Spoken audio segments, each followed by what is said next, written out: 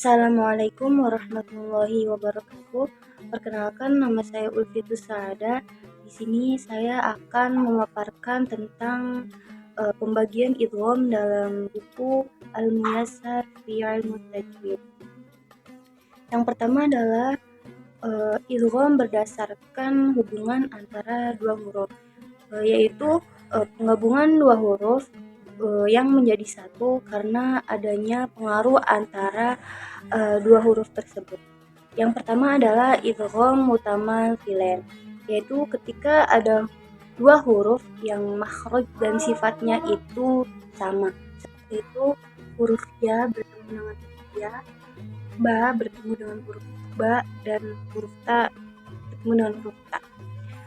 Contoh dari Al-Qur'annya itu adalah seperti faqul nadrib bi'asaka. Nah, di sini huruf ba itu bertemu dengan huruf ba. Idrib bi'asaka. Kemudian fama rabihat tijaratuhum. Nah, di sini huruf ta-nya itu bertemu dengan huruf ta. Rabihat tijaratuhum. Kemudian yang kedua adalah idgham mutajanisain. Nah, terjadi apabila ada dua huruf yang sama makhrajnya tetapi sifatnya itu beda. Contohnya itu huruf dal dengan ta, ta dengan to, gal dengan zo, dan zal dengan ta. Contoh dalam Al-Qur'annya yaitu waqad tabayyana rusydu. Di situ huruf dalnya itu bertemu dengan huruf ta. Lalu contoh yang kedua adalah waqalat ta'ifah. Qalat ta'ifah. Nah, di sini bisa dilihat huruf ta-nya itu bertemu dengan huruf to. Maka jadilah idgham mutajani. Kemudian yang ketiga adalah idgham mutaqaribain, yakni apabila ada dua huruf yang memiliki makhraj dan sifat yang berdekatan.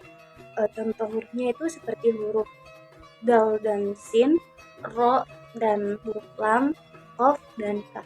Nah, contoh dalam Al-Qur'annya seperti waqur rabbil fir.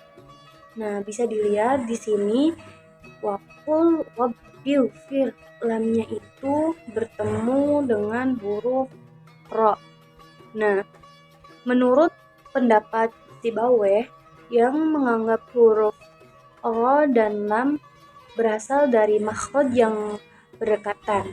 Kemudian ada pendapat yang lain menurut Al-Jarni, yakni prinsip idgham adalah huruf yang lebih kuat itu tidak diidghamkan ke huruf yang lebih lemah karena mayoritas dari pembaca itu tidak mengidghamkan huruf lam dengan ro.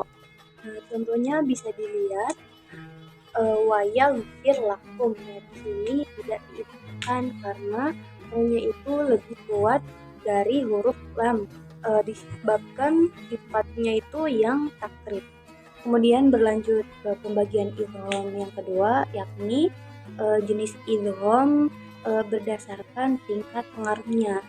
Nah, di sini pembagiannya itu ada dua, yaitu idgham tam atau idgham kamil dan idgham nakis. Nah, yang pertama itu adalah idgham tam atau yang biasa kita sebut dengan idgham yang sempurna.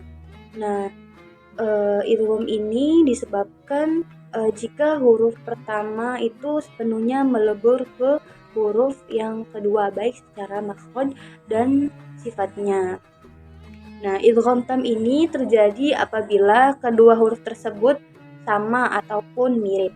Kemudian selanjutnya adalah idgham nakis. Idgham nakis adalah jika huruf pertamanya itu hanya melebur dalam makhraj tanpa sifatnya karena kedua huruf tersebut hanya berdekatan.